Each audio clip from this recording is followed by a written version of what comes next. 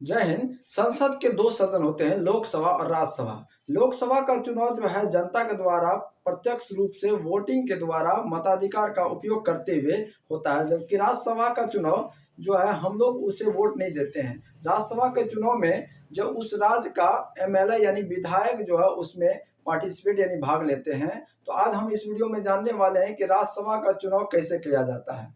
तो चलिए जानते हैं कि राज्यसभा का चुनाव कैसे करते हैं। उससे पहले जान लेते हैं कि कौन से राज्य में राज्यसभा की कितनी सीटें हैं। उसके बाद हम लोग जो है जानने की कोशिश करेंगे, जानेंगे कि राज्यसभा का चुनाव कैसे किया जाता है। तो चलिए जानते हैं कि किस राज्य में कितनी जो है राज्यसभा की सीटें हैं।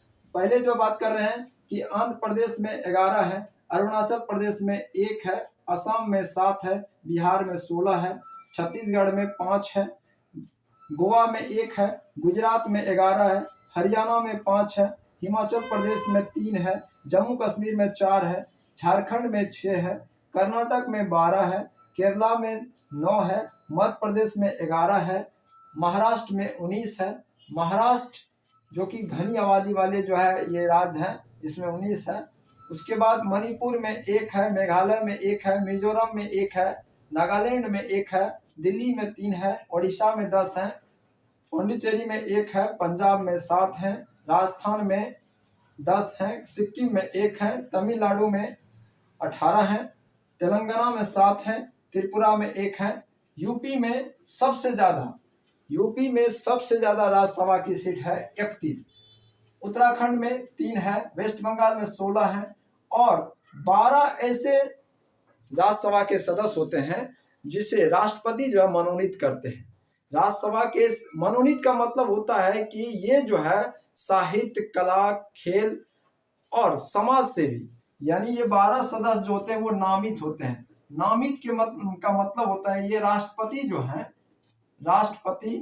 जो है 12 ऐसे राज्यसभा सदस्य को अपने मन से नामित कर सकते हैं, लेकिन ये आपको साहित्य, कला, समाज सेवी ऐसे क्षेत्र से ये व्यक्ति जो जुड़े हैं, इनमें से 12 जो है सदस्य को राज्यसभा के सदस्य मनोनीत कर सकते हैं। खेल भी हो सकते हैं, जैसे कि हमने जो है हरभजन सिंह को जो है देखा कि वो राज्यसभा के सदस्य बने थे।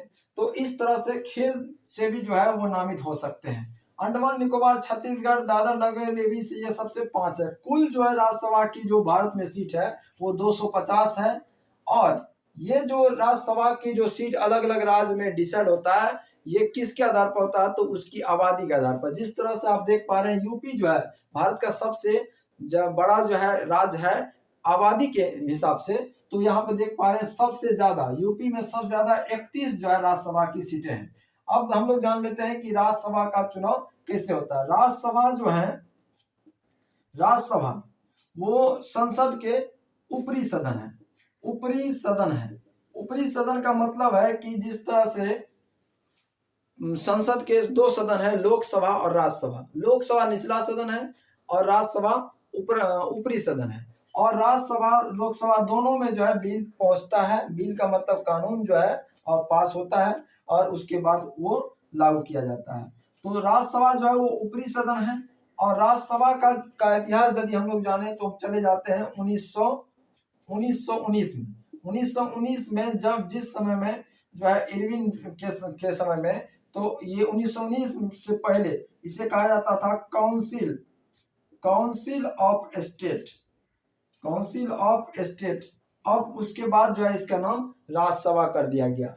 अब जान लेते हैं कि राज्यसभा का चुनाव कैसे किया जाता है। एक उदाहरण लेकर के समझा रहे हैं कि जो है किसी राज्य को लेकर समझा देते हैं कि राज्यसभा का चुनाव कैसे किया जाता है।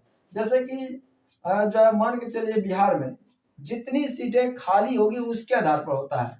और ये जो है इस राज्यसभा का चुनाव हर 2 साल पे होते हैं। और ये क्यों होता है 2 साल पे? क्योंकि हर 2 साल पे इसका 1/3 जो राज्यसभा के सदस्य होते हैं वो रिटायर कर जाते हैं। क्योंकि रिटायर कर जाते हैं इसीलिए हर 2 साल पे राज्यसभा का जो चुनाव होता है।